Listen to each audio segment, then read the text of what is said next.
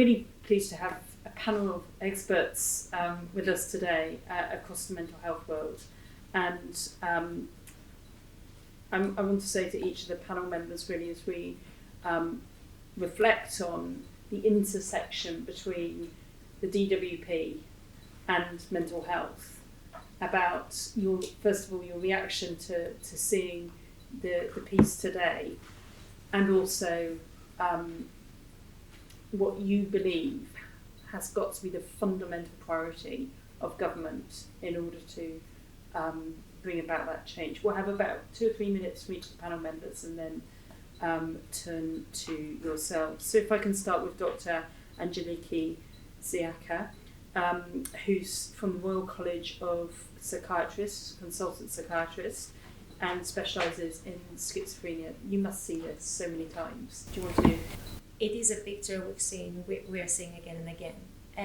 Thinking about schizophrenia, what causes this condition, thinking about the stress vulnerability model, which is the theory, the hypothesis, that at the moment is the one that most mental health professionals follow in terms of thinking about ideological factors for how the condition develops. We know that yes, there is a genetic predisposition, some people are more vulnerable to developing the illness, but what it causes, the actual illness, the actual symptoms, is the stress. And the majority of times is the psychosocial stress that people experience. We're talking about all the common social determinants of health. We're talking about levels of financial ability. We're talking about belongingness. So typically we see individuals with financial struggles, individuals who are unemployed, individuals who are isolated, individuals who don't have stable accommodation, having prolonged episodes, suffering relapses again and again, and not managing to achieve a full remission from the illness in most cases. So what we've witnessed, what we've watched today in the screening is exactly what the stress vulnerability model is about and what we know about schizophrenia. If these social determinants are not managed, are not controlled, schizophrenia, as we know it as a severe mental illness with a significant mortality rate, with a life expectancy that is significantly lower than your average person without a serious mental illness, with significant health comorbidities, physical and mental health comorbidities, will continue to hinder the lives of our fellow citizens. So it is vital that some action is taken, and I hope that this film acts as a step for all of us to advocate for that. Thank you so much. If I can turn to Ollie Steadman from Mind for Public Affairs and Campaigns Manager, what's your reaction to what you've seen today? What struck me was the number of times that any part of the kind of system or the state should have been there to kind of step in and offer support, and the number of times that wasn't there, and actually the number of times that was so much harder to access than it should have been. The kind of benefits assessment system and kind of why the benefits system is made incredibly difficult for people to kind of we hear from people who feel like they have to prove time and time again their kind of level of ill health, and that assessments themselves are set up to kind of catch people out, and particularly set up focused on physical health problems rather than mental health problems. So one of the things Mind has been calling on is for the government to establish a commission led by disabled people to redesign benefits assessments. And I think that wouldn't have solved every problem in this, but there's just no trust in the system at the minute, rightly so. That's kind of why we are calling for that commission to help design a system that works for the people that use it, and to put that trust back in the system. Laura Ellis, you were in the film, you knew Pauline. It must be quite emotional seeing that, but you've had funding withdrawn as a third sector organisation, not even getting the basic backup. What's your perspective on what needs to change? Yeah, it was. It is hard to watch because I miss Pauline, and I miss the other stars that we've lost as well, because we've lost quite a few. When I started doing mental health support work with an organisation that didn't have a top limit on the age, I wondered why there weren't any old people that we were supporting. And it was a few years before I worked out why. A lot more funerals than I was expecting. The people at Stars are absolutely wonderful people at Stars. They, just to get there, takes so much effort. There's so much strength. These are the strongest people I know. I know there are many more behind the doors that can't manage that. Doesn't make them any less strong. They've just got a bigger weight to lift. And they feel that they're not recognised, and they feel that they're not respected, that they're not even seen, that they're disposable. This is what I hear again and again. That's what I hear at Stars, not what I hear at work, because I couldn't handle it anymore. The system broke me. I was a good support worker. I cared about what happened to the people that I supported. I respected them, and I helped them to achieve their goals. I have not been able to return to work. I don't think I will do in mental health. I'm still at Stars, because it's not the people that broke me, it's the systems that broke me. I just leave it at that. Thank you. Thank you. We've got Lucy Schoonhaven, who's from Rethink Mental Illness and Director of Policy and Practice. Obviously, you've heard what Laura's had to say, and you've seen the experiences of the 4 individuals. What's next? What has to happen next? Yeah, thank you, and thank you again for showing this. And you know, as you've said, we hear this all the time, up and down the country, through our helpline, through talking to people, through working with people in local systems to try and bring about positive change. And yeah, that was an incredible, very powerful documentary, and very, very moving, and feel quite sort of shell-shocked from seeing it, but I really want to kind of harness all of this and turn it into action. And you know, we're less than a year away now, probably, from an election, and this has to be the point in time that things really change, and we bring about that step change, and we, as you said, Ollie, you know, we rebuild the trust, that we put into place cross-government plans that look at all the different policies that the government are planning and impact, and that has the wider impact on not only support for people living with mental illness, but then also the wider determinants that are driving this, you know, huge drivers of demand that we're seeing for the mental health system at the moment.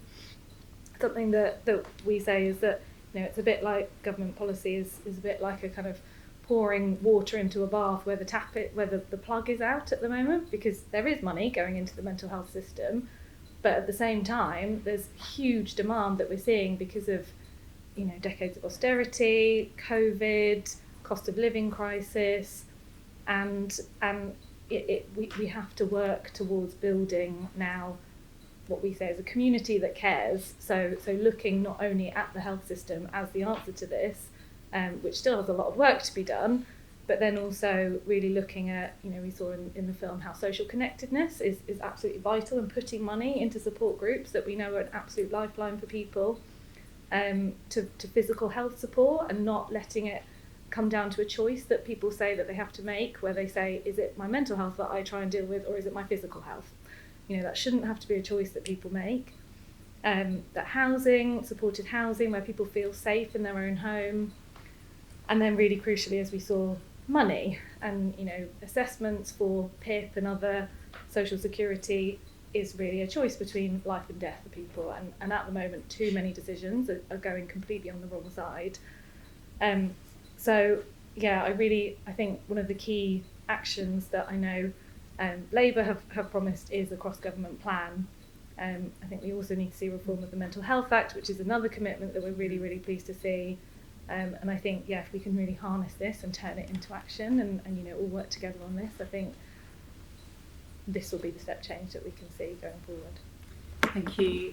As Lucy said, we believe fundamentally we need a cross-government approach to mental health, which means that every single department of state thinks about, when it makes policies, what that means for people's mental health and the lives of people with mental illness as a routine, normal part of the business of government.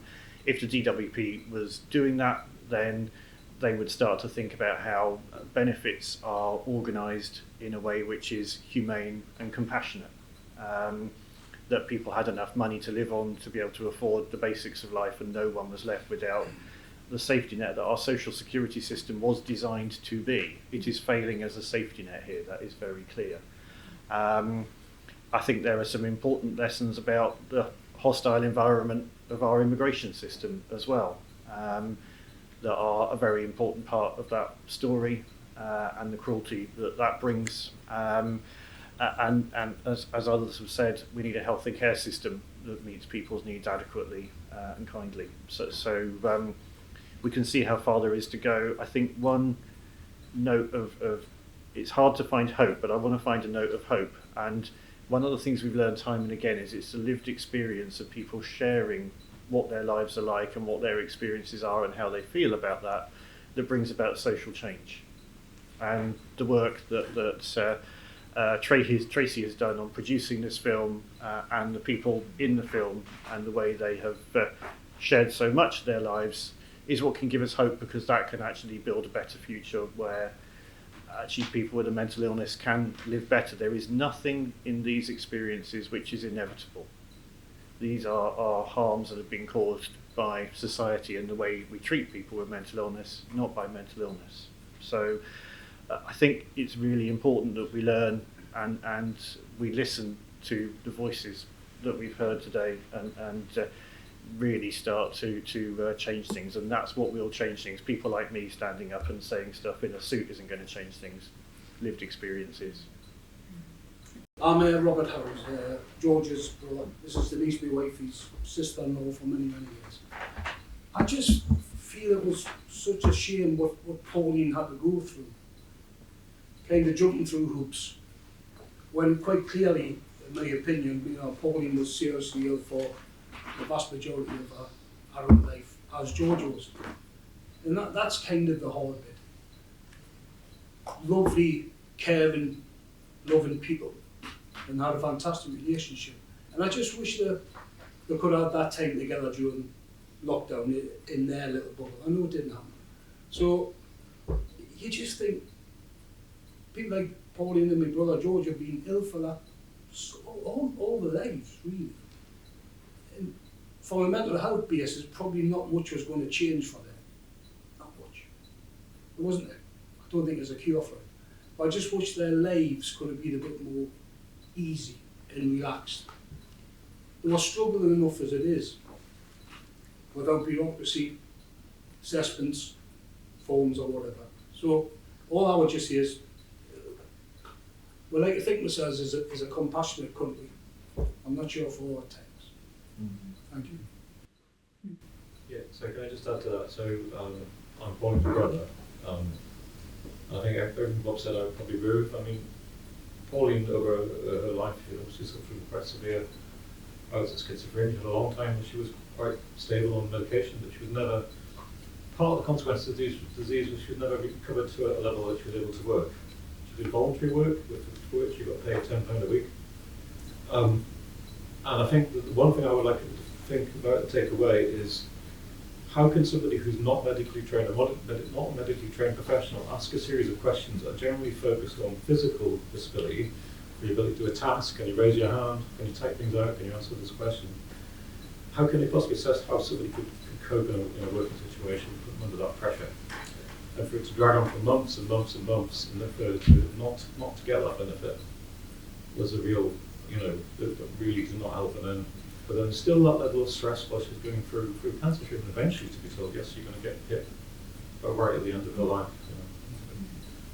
So just that message about assessments being fair to people and having somebody who can actually assess when somebody's obviously not capable for work. It would have been years and years of Pauline being assessed all the time anyway for her medical conditions. It would have been obvious to anybody who studied the case that she couldn't work. I'm saying so much to yours. Yeah. Thank you for those contributions. And I think adding to that, in the likelihood that the Chancellor, if he follows through on what's been reported over the weekend on removing medication, you're saying, Pauline was stable on her medication, then to have the added complexity if you cannot afford your medication because you've then been refused because you're not able to access work, will bring another layer on top of all the other challenges which you're having to battle just to get through the day. I'm a crossbench here in the House of Lords. I'm a lawyer, my background is in medicine, palliative medicine. But I just want to thank you very much indeed for showing the film and for those of you who've spoken. I guess my regret is that there aren't more parliamentarians here. There's just so much going on, and this place is kind of crazy at the moment. But I would agree completely that the assessment system, the benefits, is completely wrong. It just needs to go back to the drawing board. And your experience, for example, with your stars, should be able to feed in, to be able to demonstrate independently as someone from outside just how difficult it is for these people. And they're not making it up or fleecing the system or whatever. Unfortunately, the press have created this image of some people scrounging, which I think hasn't helped as well. But one of my concerns going forwards, and I'd be interested to know what the panel think, is that we've got all these children in school who have also got mental health problems, so we've got a whole raft more coming down the road, more than were before. I was at an event recently and heard that 1 in 4 children in primary schools in London are being bullied. And that's stacking up mental health problems into the future and undermining confidence and all the other things. And so I don't know what the solution is, and I don't know who knows what the solution is. But I would urge you to keep on speaking out, and thank you for making the film. They're still there, because it is actually by showing this and getting it in the human context that you get people to rethink their prejudices and rethink those previous ideas. And change is slow, but like all of you said, I think it can happen. It's just a question of persevering and making sure it gets right across the system. So I would say please speak out.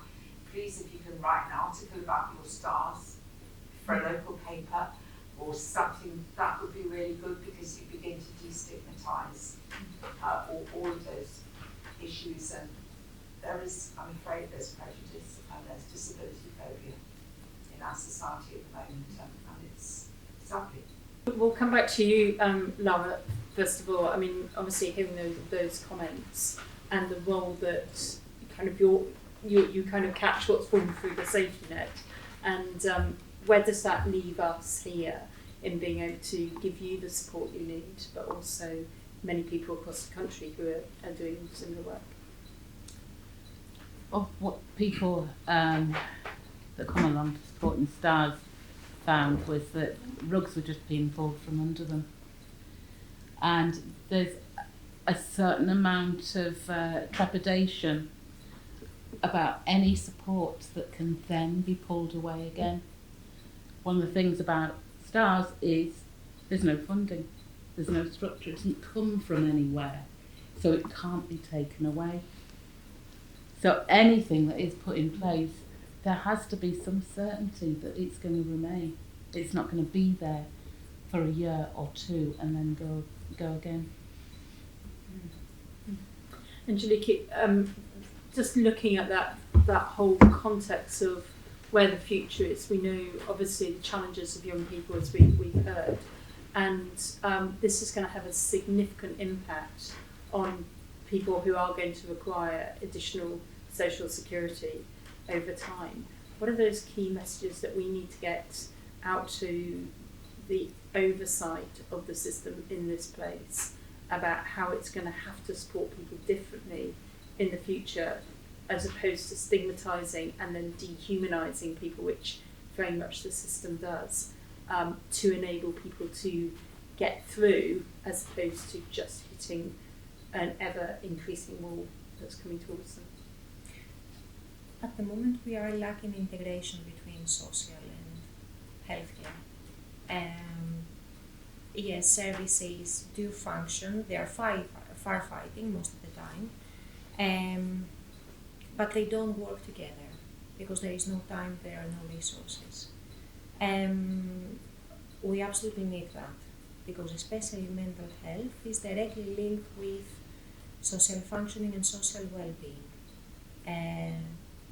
Those two are interlinked in ways that we don't even comprehend that very much, but they are.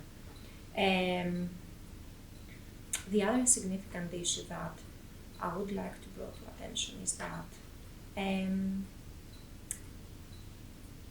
we have been talking for years about prevention, and that's great. There is work that is being done. There are brilliant minds that are gathering together to think about ways of addressing potential issues to come, but there is a need to also focus on acute care, on emergency care at the moment. We're not doing that. The numbers do not add up. The census of the Rachael College from 2021 highlights that there are not enough psychiatrists for every individual in the country. There are not enough mental health staff, mental health nurses. The numbers are going down. The funding does not match the need. And that is without taking into account what is to come from the unraveling implications of the pandemic the last 3 years and the impact that all this situation has had on individuals' mental well-being. There are social inequalities. We did see in the film about the stigma and the discrimination that individuals face in Catarina's case, the antisocial behavior that she was experiencing. We did see the impact of individuals not understanding what it means for someone to be different, to not be your average person. It is vital that we try to build resources around those individuals to support the ones that are struggling at the moment. That would be my priority, given my background as well. Also having in mind, though, the need that is to come. It's a wave that is heading our way. We can see it in the horizon, but we have to start from, my view, from the acute phase, because at the moment we are not even able to manage with what we have on our hands. So I think we need to shed some light on that as well. Just turning to Rethink and Mind, I mean, obviously the delays that Pauline experienced as well clearly had a massive impact on her dignity, and her ability to even be able to afford the bare essentials. I mean, are there some fixes that can be put in the system to enable people drawing on social security to be able to have faster appeals and better outcomes? if we can do it right, then the only way to do it right is to co-produce with people with lived experience. What should assessments look like, and particularly for people living with mental illness, given that the number of people claiming social security, the largest proportion are people with mental health problems. I think also this point about stigma and awareness is so important to talk about, because I think what we have seen over the decades, and Rethink and Mind ran Time to Change, which has done an amazing job in supporting people to talk more about mental health problems and destigmatising, but it still is very, very focused on people with sort of anxiety and depression, and there is still a huge amount of stigma and lack of awareness around people living with severe mental illness, and that needs to change in order to, so we need, but you need funding for awareness campaigns, you need, compassionate workforce who are working in DWP, for example, and they need training, and I think completely agree with the point that there needs to be link up with health professionals and with people who know individuals. One of the things that we've kind of been pushing the government on, with not as much success as we'd have liked, is kind of longer term benefits awards for people of, where there is that kind of less likely change, and then that checking in the meantime more being about, is you getting the support you need? Are there local groups that people can be linked up with, support those social connections, rather than that continued, we're going to have, your award is for this period of time, and then we're going to reassess you again, even though we know something not much will have probably changed, but we'll put you through the stress of doing it again and make you wait. So I would completely agree with the points you're making there. And about where do we go from here? We've obviously heard a lot today, reflected a lot, been moved considerably. Where do we go? Yes. First of all, we need to remember human beings at the heart of this, and this is people's lives which are being cut short needlessly through a system which is causing harm, which need not happen. Armed with that, I think we need to remember that there are significant changes that need to happen across systems. Some things could be done relatively simple. In some areas, mental health services have good quality welfare advice that provides people with the help they need to navigate the system. Doesn't make the system better, but it enables people to navigate the system. Nobody should be without that. That should be a basic right as part of any mental health service. Something that could be done at relatively low cost with huge benefits. But we need to change the system as well. It is completely iniquitous that people are being assessed for disability benefits, both out of work and PIP disability benefits, by a stranger. They're made to go to a building somewhere, or someone comes to their house. They're asked a bunch of questions. The computer says yes or no. That is an absurd and cruel way to assess people for benefits that they are entitled to as citizens of this country. So we need to improve upon that. I really do believe there is an opportunity now to have a properly cross-government approach to mental health, to start on the basis of people's rights to good mental health. The World Health Organization just last month said we should see mental health as a universal human right. I think that's a really good starting point. So let's build on that, and let's keep working, and we definitely won't stop talking. We won't stop making the case for change. We won't stop working with our partners and friends to do that, and just incredibly grateful for the testimony that's been shared with us today to help us to do that.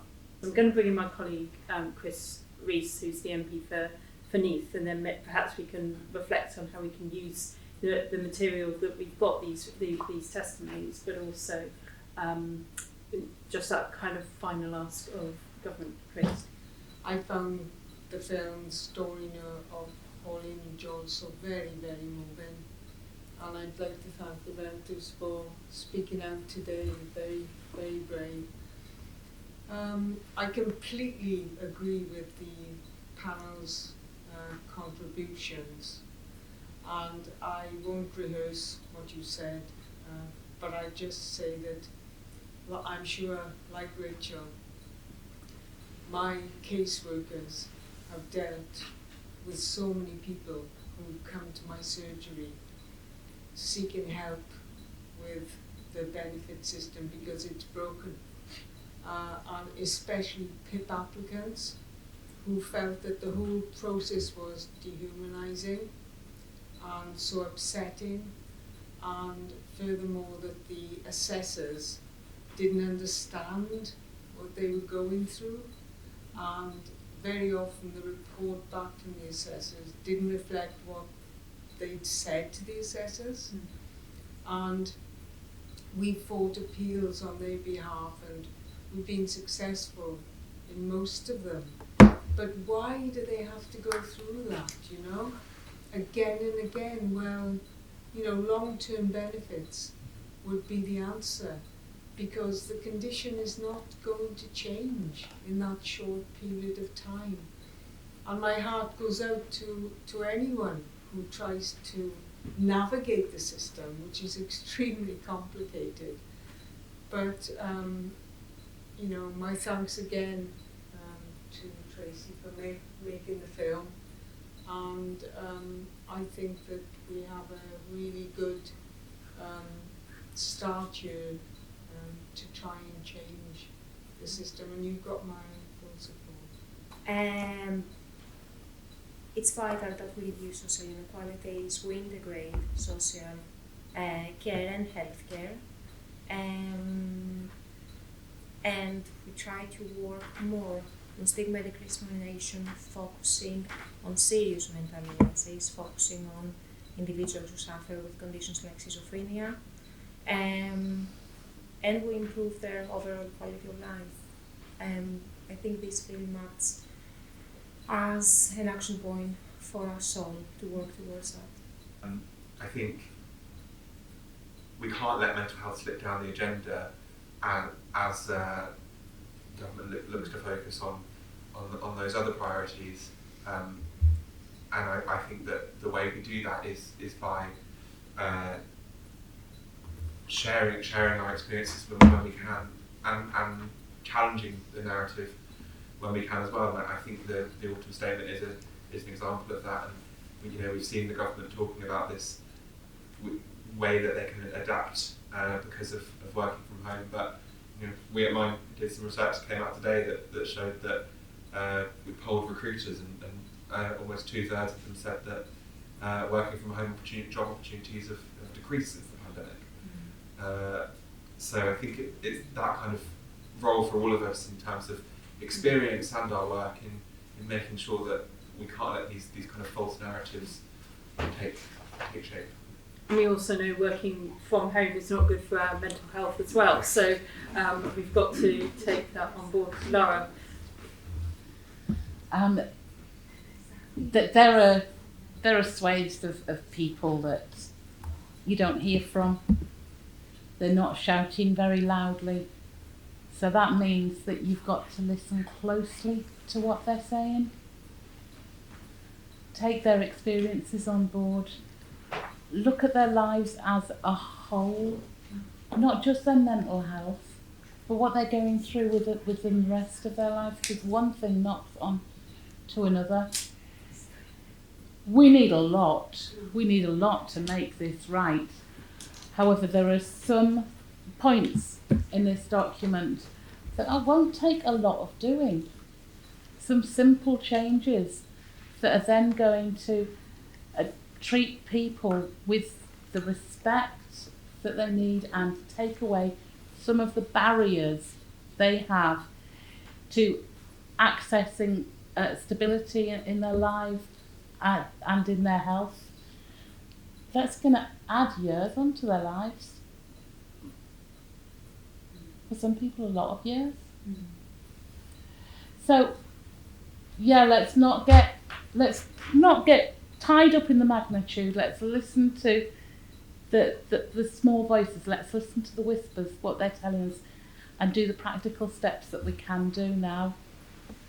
Indeed, and in this document, the 4 key calls from just today is around addressing the inequality in life expectancy, and we've got to remember that number, 20 years differential we could be talking about in life expectancy, moving from a punitive culture and particularly to one that works for those people with mental health challenges, reducing the stigma, educating professionals, welfare advisors and the public, and of course that real inequity which comes from the carers and the lack of support carers get.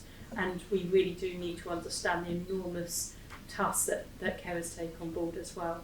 Lucy, if I can... I'll keep it really quick. I think there's something that we as the sector, so Rethink, Centre for Mental Health, Mind, RC Psych, with others as well, we've all come together to produce a report that sets out what we think are the solutions, and that is for the government to take forward and to really address the drivers of mental illness and mental ill health, and then put in place the support that is needed that would make it really meaningful. So I think as a sector, we will continue to push that, and I think we'd want to see that implemented. And then, as Rethink, as myself, just really want to keep raising this, share it on our channels, get it out there, really, and continue to put lived experience at the heart of everything we do. Gosh, there's so much you can say, isn't there? I guess I would like to think that when we see this film again in a few years' time, it would be unconscionable that people living with a mental illness would receive the kind of treatment that we saw being experienced on that film. And if this film helps to bring about those changes, I think it will be a real tribute to the people in the film and what they've shared. There cannot be any greater injustice than having a life expectancy that's cut short by 2 decades. So we really do have to redouble our efforts to support people's physical health and well-being, and all the things that go into that, which of course include poverty and the effects of the huge numbers of stressors that people go through that cut their lives short. So we will not stop until we begin to see some very significant progress.